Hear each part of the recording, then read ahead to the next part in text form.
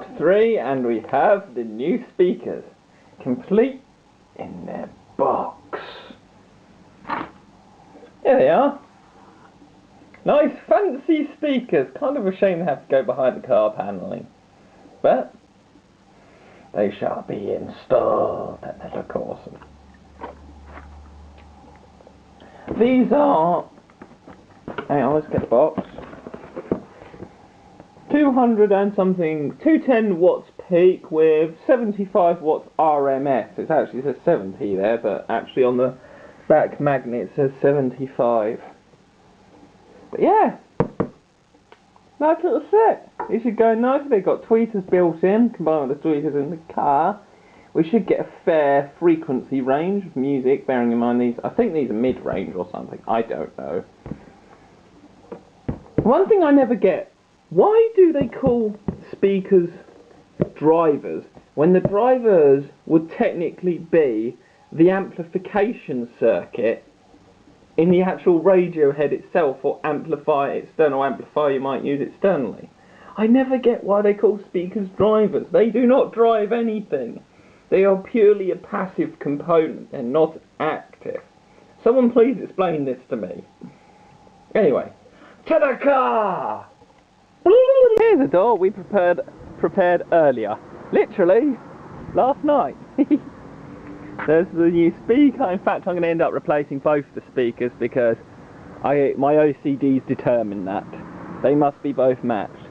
Now, we've got to lop off this connector, but we've got some crimper connectors for that. And it'll fit nicely. The main concern is the window mech. So if we go all the way to the other side of the car and hit that button, our window goes down and appears in there, as you can see, and disappears from here. Now we'll extend it the full way. There we go.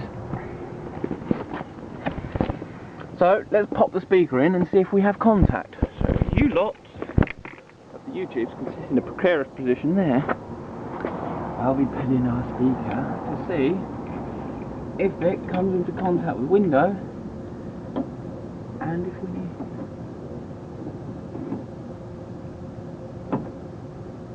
need to add anything. The answer is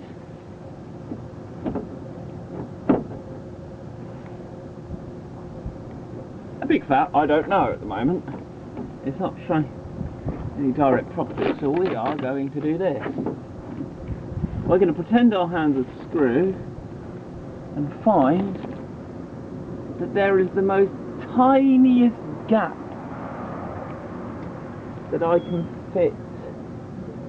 Here we go. Here's it. Come on out, you little bugger. Come on. You're always awkward to get out of the school, though. It doesn't only hurt when they do. So, you get that in there. To there.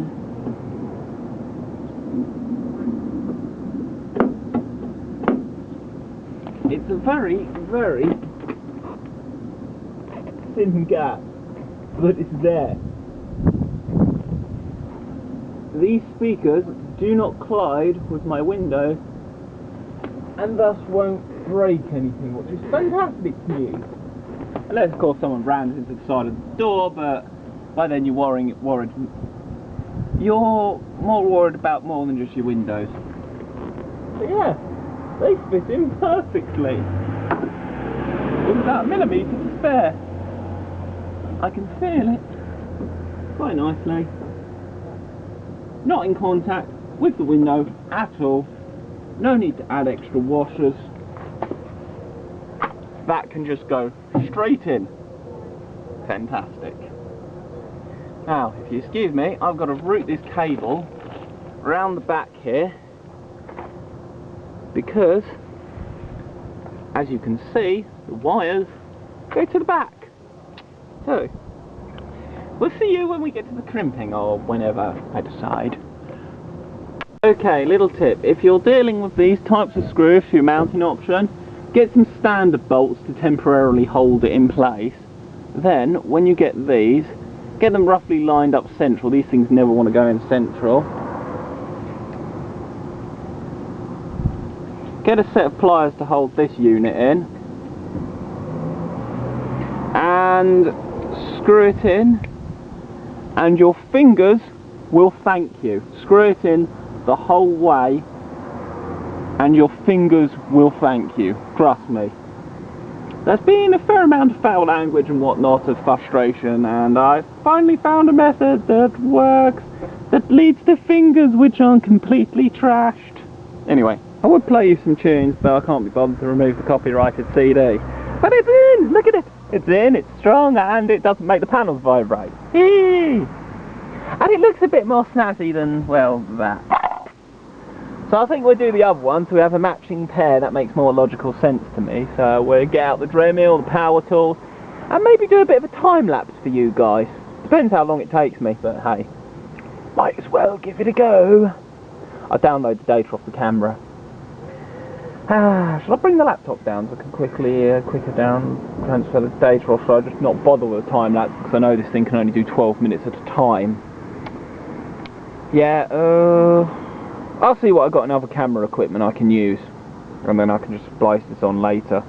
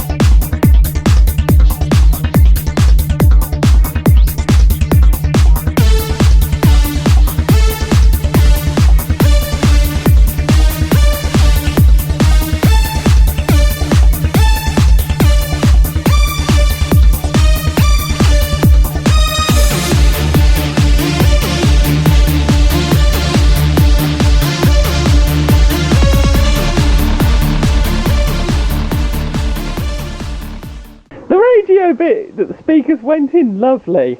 However, the speakers being on for about an hour, the radio being on, seems to have killed the battery. And, well, I've never had to deal with this situation before, so I'm not exactly sure what to do. Should I jiffy up a load of like about 20, every single computer PSU I can, and just pump for the battery with 12 volts until we can get it to start, then the alternator can charge it? I'm not really sure how to proceed. I don't know. I think I'll ring the garage. They'll have some advice or something that can be done. It might be worth actually ringing the RAC. The car's broken down on the drive. I don't know. Yeah. I'll ring Volkswagen, see what they say. Might need the RAC. They might be the people, because I don't have the equipment to deal with this, and I have no spare 12-volt batteries. Yeah, kind of a bit of a damper on a project that was quite a success. I'm replacing both the speakers. I guess you can't leave your car radio on for an hour. Might explain why I've had a few iffy starts over the past few months of the winter, actually. That the battery was getting low on charge and needed charging. I could really do with a car battery charger right about now. Look! It lives! It lives! New battery, courtesy of RAC. Wasn't free, but hey. It lives! That's a thumbs up from me. Look at that, the engine doing a vibrating thing.